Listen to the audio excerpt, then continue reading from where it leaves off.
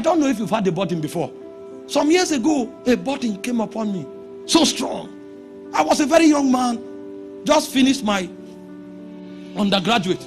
I wanted to enroll for master's then, and I just was at home. And this burden came. Every month, I go on 21 days fast and pray. 21 days fast. And my anger was, why is it that most young ladies in Benue are just casually given to prostitution? So cheap that most times it is even noised abroad that the girls in Benue are cheap.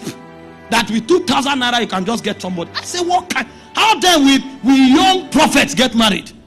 Because when these ladies are done, they run into choir, even when they have not repented. What kind of thing is this? How will God's heritage be preserved?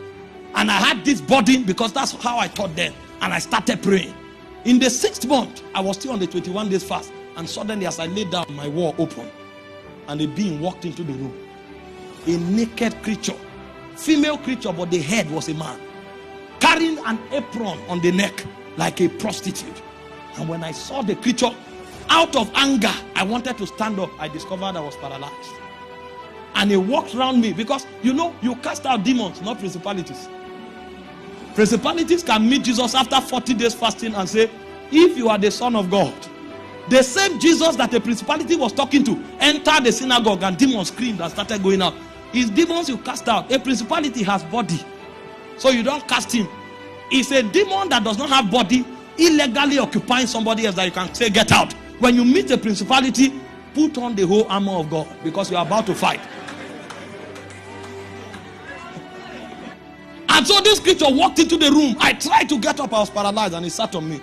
Immediately my spirit began to scan. And I remembered, they that call the name of the Lord, they shall be saved. And I said, Jesus, save me. And light came and dematerialized that spirit. That was when I knew the foundation of fornication and prostitution in Benue. It was a principality summoning people. It wasn't just what young girls do. It was a civilization. An atmosphere was opened over the city. And so I knew that warriors needed to rise as gatekeepers to shut the door. Because that's the technology in the spirit. So the burden that was put upon me was so that me too, I will rise as a voice. And in the day of my stature, I will be able to speak from the heavens and say, let this gate be shut.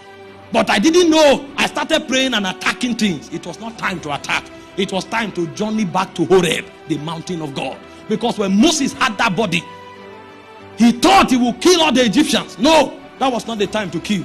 That was the time to find the mountains of God. And the Bible said, Moses in Exodus chapter 3 verse 1, he said he was keeping the sheep of his father-in-law Jethro until he came to Horeb, the mountain of God. The whole technology of burden is to bring you to the mountain of God.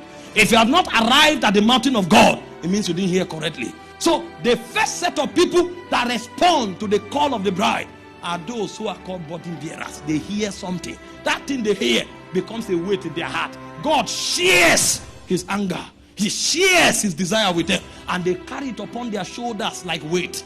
And they nurture it until that weight brings them to the presence.